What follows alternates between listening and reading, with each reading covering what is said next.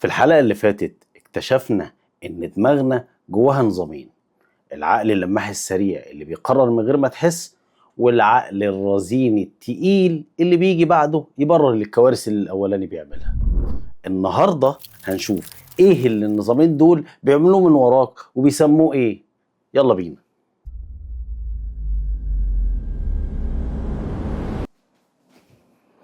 فكر في آخر قرار مهم أنت خدته في شغلك، قرار في فريقك، في الاستراتيجية بتاعتك، في موزع، في أي شخص تاني، زميل، قريب، حبيب، أو حتى عدو.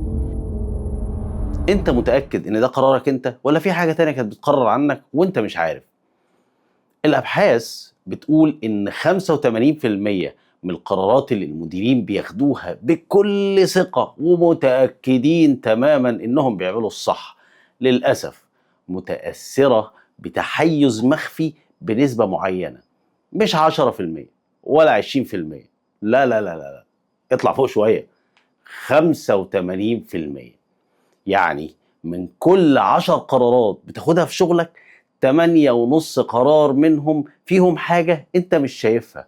والكلام ده مش بس بينطبق على القرارات الصغيرة اللي يمكن تكون مش شايفها مهمة، احنا بنتكلم عن القرارات اللي بتأثر على الفريق، على الناس، على الاستراتيجية، على مستقبل المنظومة اللي انت سايقها. بصراحة المشكلة مش بس ال 85% دي، المشكلة انك في اللحظة اللي بتاخد فيها القرار واثق تماما انك موضوعي، وده هو الوهم بالظبط.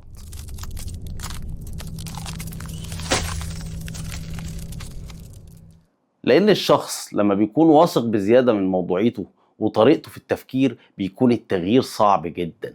يعني لما يكون الانسان متشكك بيسأل، ولما يكون واثق بيكمل بيدوس. الشخص الأذكى بيكون فاكر إن وعيه بالتحيز بيحميه منه، وده بالظبط اللي بيخليه أكتر حد بيقع فيه. خلي بالك، تكلفة إنك تكمل على غلط أغلى بكتير قوي من إنك تقف وتراجع نفسك. في ستينات القرن الماضي واحد اسمه ريتشارد تايلر كان عالم في الاقتصاد السلوكي، وعلى فكرة ده كسب جايزة نوبل سنة 2017. كان بيدرس وبيذاكر كده في سؤال بيبان بسيط جدا: ليه الناس الذكية بتاخد قرارات غلط بثقة كاملة؟ مش الناس العادية، الناس الذكية اللي عندهم بيانات وخبرة سنين في المجال. تايلر وصل لحاجة مش متوقعة وكتبها في كتابه اللي سماه نودج. العقل البشري ما بيشتغلش زي محقق بيدور على الحقيقة، بيشتغل زي محامي بيدافع، بيدور على أدلة تثبت قناعاته.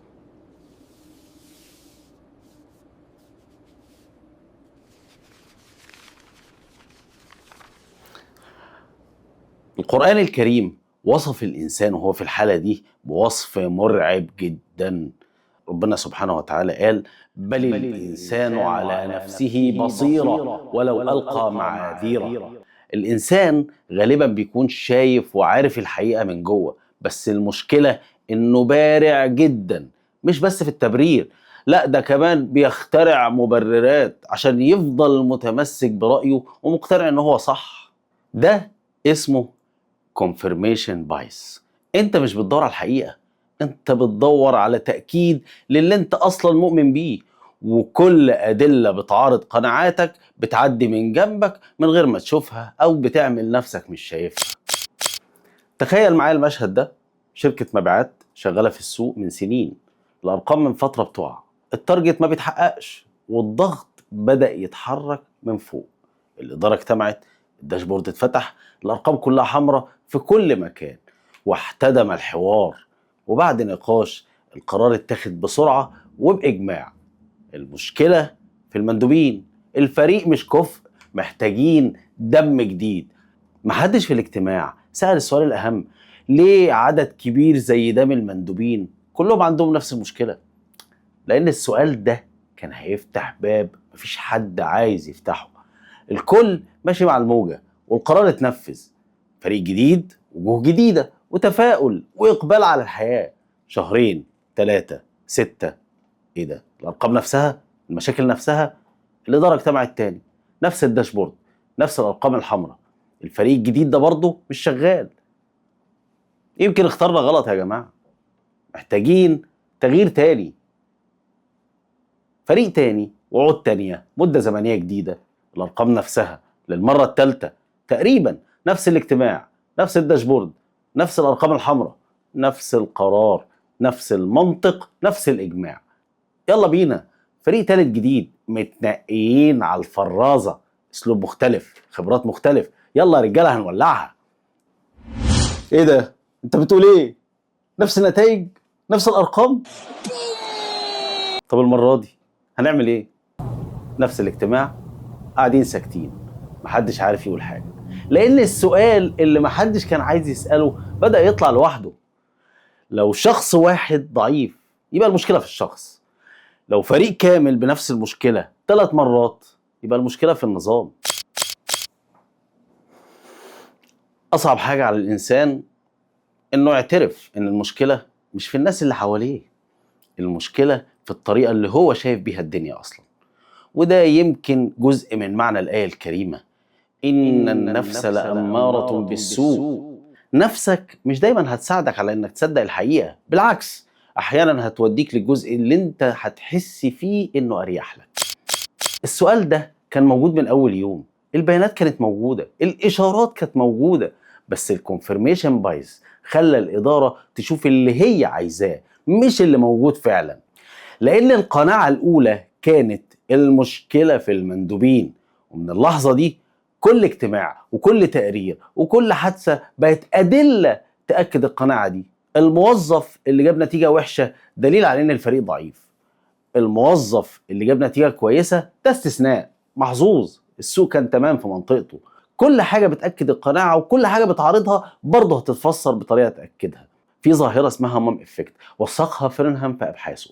الظاهره دي بتقول ان الناس في بيئه الشغل بتتجنب تقول الاخبار الوحشه للساده المسؤولين، مش لانهم مش شايفين، لانهم خايفين من ردة الفعل لو قالوا، وعارفين ممكن الكلام ده. انت عارف يعني ايه بونص يا عادل؟ هيكلفهم ايه؟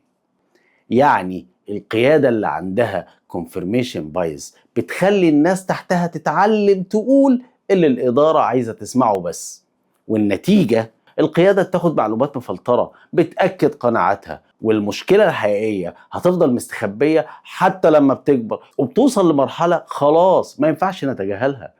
فرنم في كتابه الشهير The Elephant in the Boardroom بيقول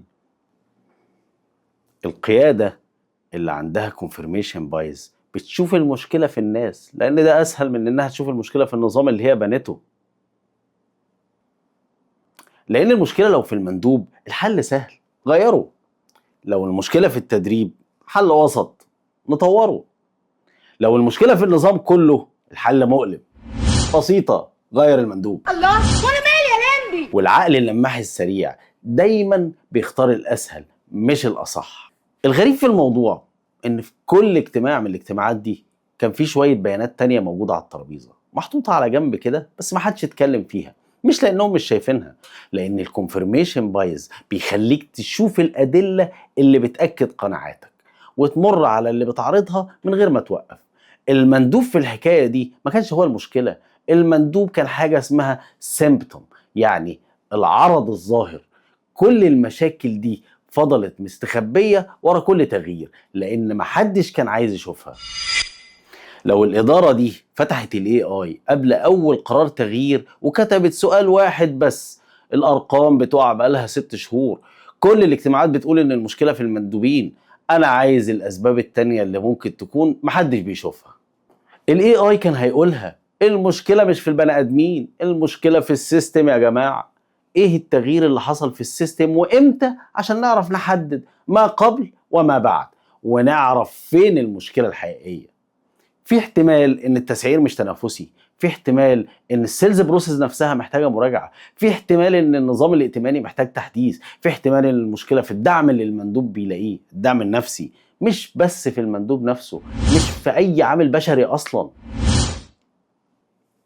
مش لان الاي اي اذكى، لانه بيسال الاسئله اللي العقل اللماح السريع بيتجنبها عشان اجاباتها بتوجع. في فرق مهم هنا بين سؤالين. السؤال الاول ايه المشكلة؟ ده السؤال اللي الاجتماعات كانت بتسأله والإجابة كانت دايما جاهزة. لكن في السؤال التاني، ايه المشكلة اللي انا مش شايفها؟ ده السؤال اللي الاي اي بيجبرك تسأله. والفرق ما بين السؤالين هو الفرق ما بين الكونفirmation بايز والعقل الرزين التقيل. ده هو دور العقل الرزين التقيل، انه يوقفك قبل ما تكمل على قناعة ما تأكدتش. والاي اي في ايدك دلوقتي هو اسهل طريقة توضيحية. الكونفirmation بايز خلى منظومة كاملة تغير فريقها 3 مرات وتفضل شايلة قناعة ان المشكلة في الناس، وده بس اول تحيز. في لسه تحيزين جايين وهم اهدى واخطر بكتير جدا. الجزء التاني هيغير طريقة رؤيتك للارقام اللي بتبني عليها قراراتك. استنوني الحلقة الجاية ان شاء الله.